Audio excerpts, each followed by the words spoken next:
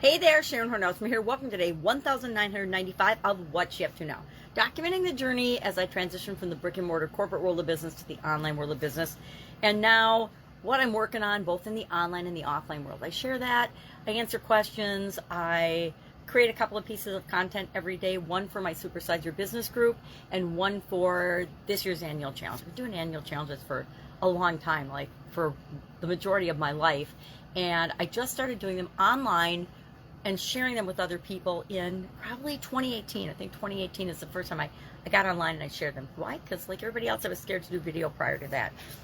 And I just came online in 2017. So it took me a good year to figure out what was going on, what I was doing, what did and didn't work for me.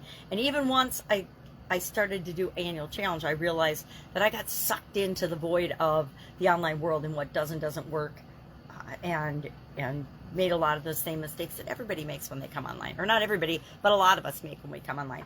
Or that a lot of us make when we start and run and supersize and grow our own businesses. So today's idiom for Supersize Your Business was to be on the same page. This is a book I love.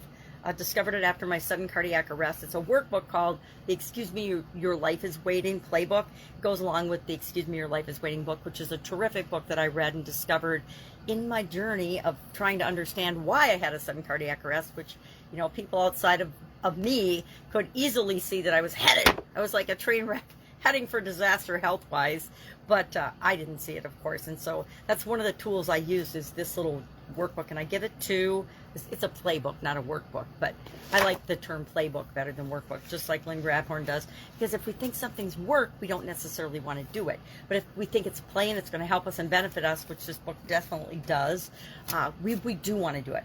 This is, I will admit, one of those workbooks. I've done it a couple of times in my life, and this one's blank because I haven't done it yet again, but I picked it up this last year following the pandemic and all the craziness of the last few years, because it's a way to go back and reflect and do more self-discovery and personal development, understand myself better and what makes me tick, what's important to me, what's not, and then how to change and create the life that I want, how to get what we want out of life, which is what we all want, right?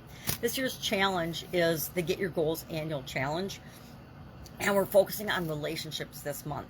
And today's topic is shared vision and shared goals. And we are talking about to be on the same page is why I have the book in the first place, and that we want to have a common destination that we're going to in our relationships and in growing and building and supersizing our business as well.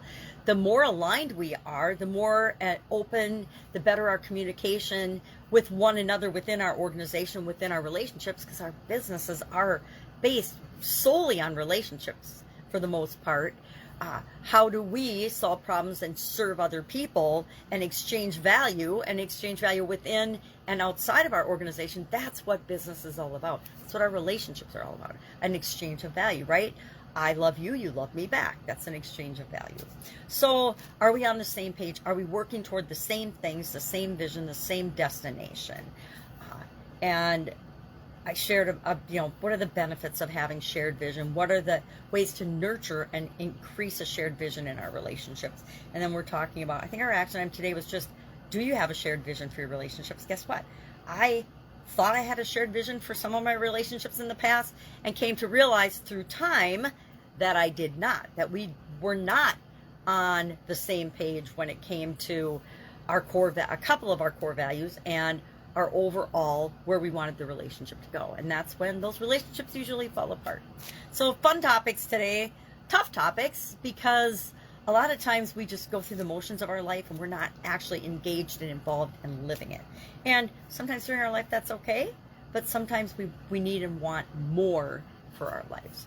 So that's what I'm working on today. Relationships this entire month, for relationship goals for the month of July.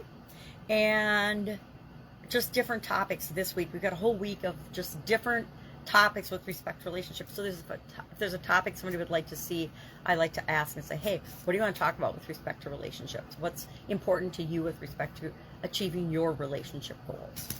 That's all I've got today. If I can help you, I got a lot of stuff going on. Even in the summertime, we're busy here. So if I can help you in any way, ask. Otherwise, have a great day, and I'll, of course, be with you tomorrow.